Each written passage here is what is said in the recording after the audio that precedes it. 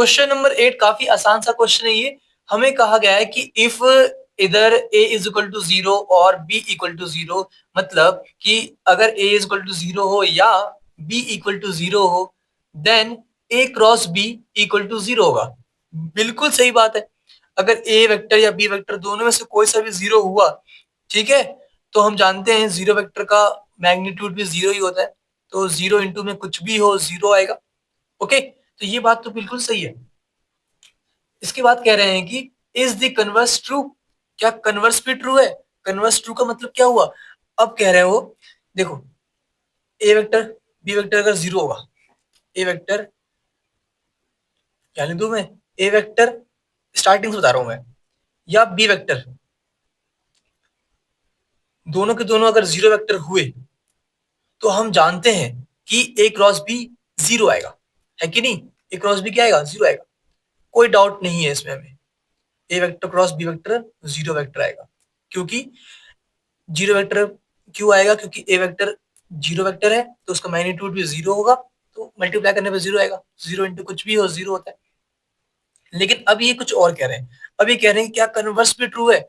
मतलब अगर वैल्यू दो वेक्टर की क्रॉस प्रोडक्ट करने पे 0 आ रही है, तो क्या ए वेक्टर या बी वेक्टर दोनों में से कोई एक 0 वेक्टर होगा?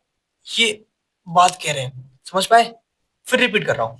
पहले कहा गया कि ए वेक्टर या बी वेक्टर दोनों में से कोई एक 0 होगा, तो ए क्रॉस बी 0 होगा। हमने कहा हाँ बिल्कुल सही बात है। अब ये कह रहे हैं कि ए क्रॉस बी 0 है। अब बताओ कि ए वेक्टर या बी वेक्टर दोनों में से कोई किसी एक को 0 होना पड़ेगा? तो आंसर है नहीं। क्यों ऐसा मैं कह रहा हूं? देखो, ए वेक्टर क्रॉस बी वेक्टर की वैल्यू हो सकता है 0 आ रही हो, लेकिन इसका मतलब बिल्कुल भी नहीं है कि या तो ए वेक्टर 0 होगा या बी वेक्टर 0 होगा। क्योंकि ए क्रॉस बी की वैल्यू होती क्या है? यहाँ पे लिखा है मैंने, magnitude of A magnitude of B into में साइन थीटा इंटू में एन यूनिट वेक्टर। देखो यहाँ पे क्या है, साइन थीटा है। हो सकता है कि ये 0 ना हो, ये 0 वेक्टर ना हो, ये 0 हो, मतलब साइन थीटा की वैल्यू 0 हो। मानते हो कि नहीं मानते? मैं एग्जांपल भी दूंगा, क्योंकि क्वेश्चन में कहा गया है justify your answer with an example.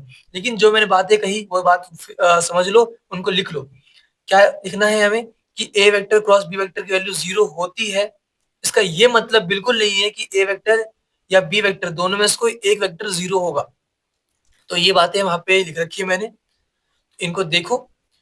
पहली बात जो हमने स्टार्टिंग में करी थी कि इफ ए वेक्टर या बी वेक्टर 0 है, देन ए क्रॉस भी 0 होगा। हम जानते हैं बिल्कुल होगा। उसके बाद कहेगी क्या कन्वर्स ट्रू है? तो कन्वर्स इज नॉट ट्रू।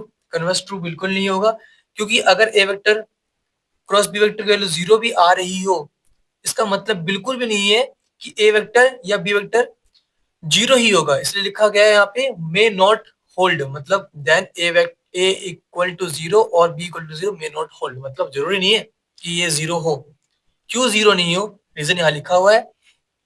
क्योंकि हम जानते हैं कि ए क्रॉस बी की वैल्यू क्या होती है? ए बी इंटू में साइन थीटा। हो सकता है साइन थीटा की वैल्यू क्या हो? 0 हो, जो कि मैंने अभी जस्ट बताया था थोड़ी देर पहले, है कि नहीं? हो सकता है कि साइन थीटा की वैल्यू 0।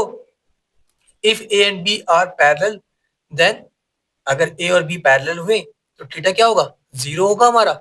ओके, तो साइन 0 क्या होता है? 0 होता है। और साइन 0 इंटू में कुछ भी हो 0 आएगा, है ना? तो ए क्रॉस बी की वैल्यू 0 आ रही है। अब बात आती है सर एग्जाम्पल तो दो। आपने ये बात तो बता दी कि थीटा अगर 0 होगा तब भी ए क्रॉस बी की वैल्यू 0 आ सकती है, इसलिए कन्वर्स ट्रू नहीं है।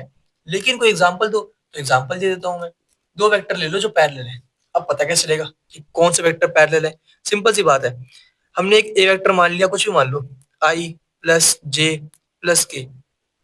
बी वेक्टर मान लो, यहाँ पे आई प्लस जे प्लस के है, इसको 2 से मल्टीप्लाई कर दो या 3 से कर दो या 4 से, जो आपको मन करे उससे कर दो। 2 से कर देते हैं। 2i plus 2j plus 2k, ये दो वेक्टर आ चुके हैं। ये दोनों पैरेलल होंगे, क्योंकि इस वेक्टर का आपको याद होगा पैरेलल कैसे प्रूव करते हैं? ए क्रॉस बी इक्वल टू 0 आता है। मैं प्रूव कर देता हूँ, चलो सिंपल सी बात, खत्म करते हैं बात। मैं प्रूव कर देता हूँ।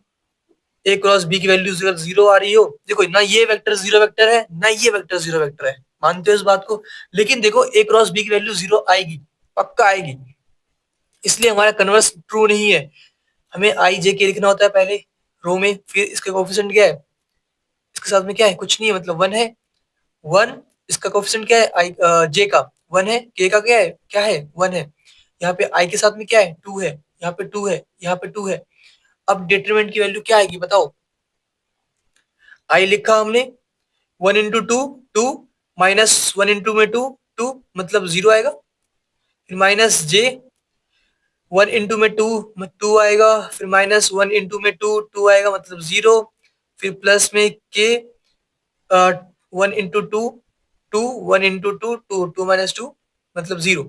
ये सब कुछ 0 0 और 0 आ रहा है, मतलब 0 वेक्टर आ रहा है। समझ में आई बात। ये ऐसे लिख लो, 0 आई कैप प्लस 0 जे कैप प्लस 0 के कैप।